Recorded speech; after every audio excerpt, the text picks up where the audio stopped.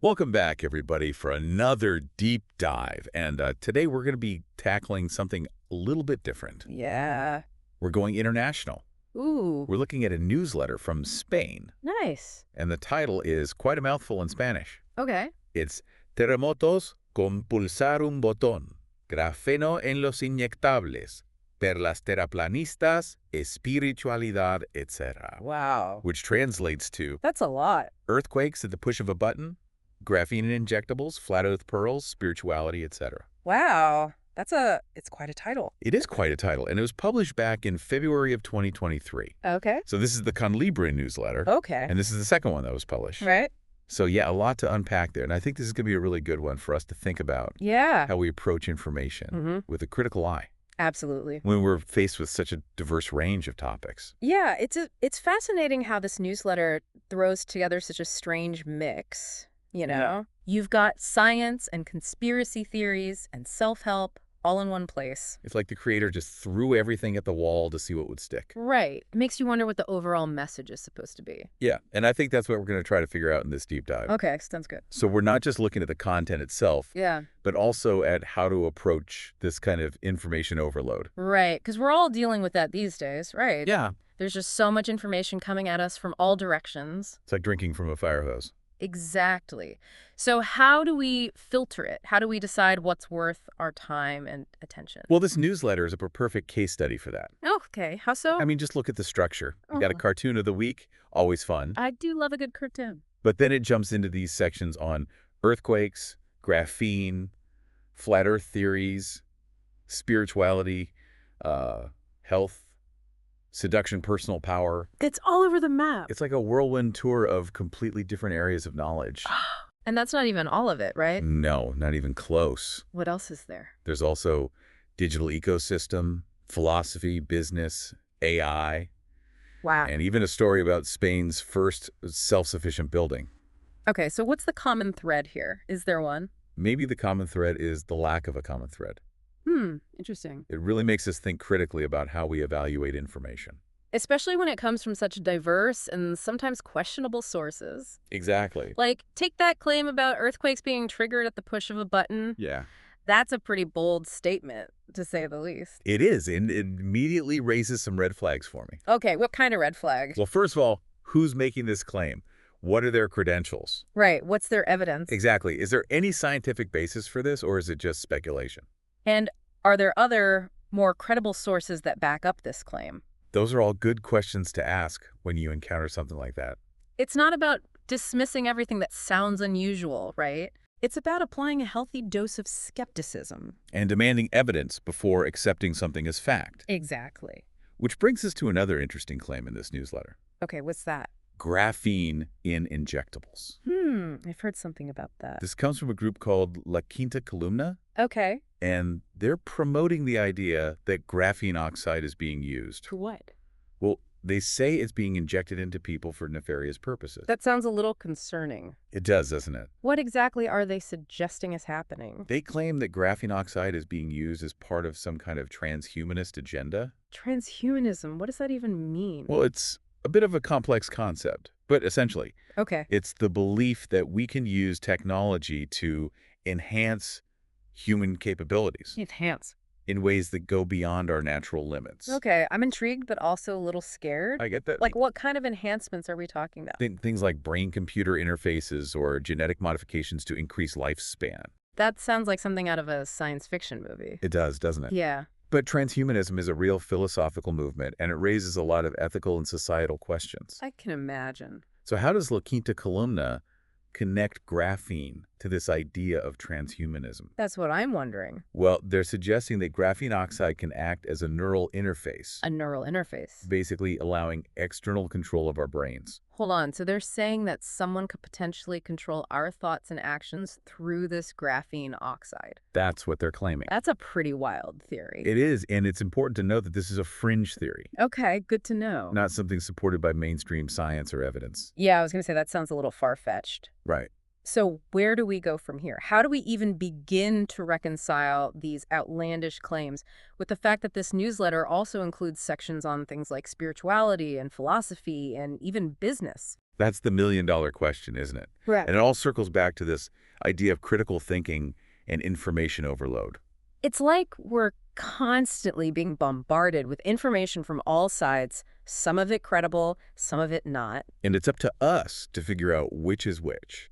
It's Exactly. like trying to find a needle in a haystack. And it's exhausting. How do we even know where to start? That's a great question, and one we're going to explore further in this deep dive. Okay, I'm all ears. It can feel overwhelming, like you said, trying to drink from a fire hose. It really is. Yeah, but you know what? What? I think we already have some experience Okay. filtering information All right. in other areas of our lives. Like what? We'll take food, for example. Okay. Food. We don't just eat anything, right? No, definitely not. We choose what to eat based on certain criteria. Like what? Like taste, for sure. Yeah, taste is important. Nutritional value, maybe even ethical considerations. Okay, I see where you're going with this. So how do we apply that to information? It's about applying similar principles. Instead of calories and macros, we're looking at things like accuracy, relevance, and perspective. So accuracy would be like checking the source's reputation, right? Exactly, and their fact-checking practices. Making sure they have a good track record. Yeah, and then relevance would be asking you know what? if this information is actually useful to me and my goals. Okay, so it's not just about whether the information is true, Right. but also whether it's relevant to my life. Exactly. It's about being intentional with the information you consume. And perspective would be considering different viewpoints. Reyes, and challenging your own biases. Because we all have biases. Absolutely. We all come to the table with our own set of beliefs and experiences. And those can influence how we interpret information. Exactly. So it's important to be aware of those biases and to actively seek out different perspectives. It's like getting the whole picture instead of just seeing one side. Right. It's like that old saying, there are two sides to every story. And then sometimes there's even a third side. Sometimes even more. Yeah. And just like with food, variety is important. Definitely. We don't want to get stuck in an echo chamber. Right. Only consuming information that reinforces our existing beliefs. Because that's where confirmation bias can creep in, right? Oh, confirmation bias is a sneaky one. It is. I remember learning about that in psychology class. Yeah, what is it again? It's that tendency to favor information that confirms our pre-existing beliefs. Right. Even if it's not necessarily true. Exactly. We tend to gravitate towards information that makes us feel good. Or that fits in with our worldview. And that can be dangerous because it can lead us down some pretty wacky rabbit holes. Especially when you consider how easily misinformation can spread online. Yeah, it's like a game of telephone, but with facts and evidence. By the time a story has been shared and reshared a few times, it can be completely distorted from the original truth. So how do we protect ourselves from that? Well, like we were saying before, it's crucial to be aware of our own biases and to actively seek out different perspectives. And it's also important to evaluate the sources of information. Absolutely, but how do we do that in practice, especially with so much content coming from social media these days? Social media is a tricky one for sure. It is because, on the one hand, Yeah. it can be a great way to stay informed and connected with others. Right, and to get different perspectives. Exactly. But on the other hand, Yeah. it's also a breeding ground for misinformation and sensationalized content. Because anyone can post anything. And it spreads so quickly. It's like that saying, a lie can travel halfway around the world while the truth is still putting on its shoes. That's a good one. It is, isn't it? Yeah, so when you're scrolling through your feeds, Yes. be wary of those attention-grabbing headlines and emotionally charged posts. Because they're often designed to get clicks and shares, not to convey accurate information. It's all about the algorithms these days. So it's not just about finding the right information, Right. It's also about being aware of how easily we can be misled. Even by sources we might normally trust. That's right, because even experts can be wrong. That's true. No one has a monopoly on truth. And it's healthy to question information, Always question. even if it comes from a seemingly authoritative source. Exactly. Because sometimes those sources have their own agendas. Or they might just be misinformed. It's like that scientific method we learned about in school. Oh, yeah. Constantly questioning, testing, and refining our understanding of the world. It's a lifelong process. Exactly. And speaking of lifelong learning, how does this all tie back to our Spanish newsletter? Well, for one thing, Yeah. it's a reminder that critical thinking isn't just for academics or scientists. It's a skill we can all benefit from. Right, no matter what our interests are. Whether we're reading about earthquakes or graphene or spirituality or even seduction techniques. That critical lens is essential. Absolutely. And this newsletter, with its eclectic mix of topics, highlights the importance of being adaptable in our thinking It does. We need to be able to switch gears mentally and apply critical thinking skills across different domains. because the world doesn't fit neatly into categories. And neither should our minds. This newsletter, with its subscription model, also forces us to think about the value of information. It does. It's like saying, Saying what? hey, if you want access to this unique blend of information, you're going to have to invest something. And that investment isn't just monetary.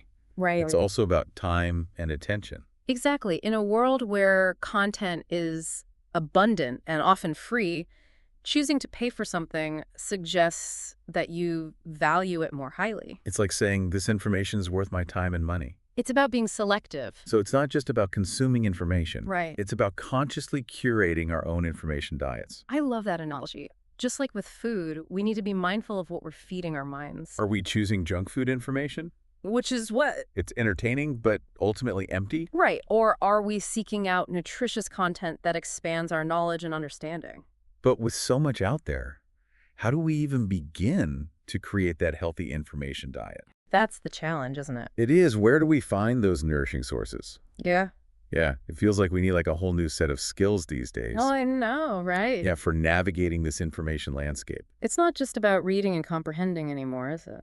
Not at all. It's about evaluating, Right. filtering, Yeah. synthesizing information from a multitude of sources. It really is. It's like we're all detectives in a way. Oh, you like that? Yeah. Yeah. Constantly gathering evidence and trying to piece together a coherent picture of the world. But it's tough, right? It is. It's challenging. Because we have to be aware of potential biases, Absolutely. both in the sources we consult and within ourselves. Because those biases can really cloud our judgment, can't they? Oh, absolutely. They can make us see what we want to see. Exactly. And it's about staying curious, Yeah. asking those tough questions, Mm-hmm. being willing to change our minds when presented with new evidence. Yeah, because truth is often complex and nuanced. There isn't always a simple answer.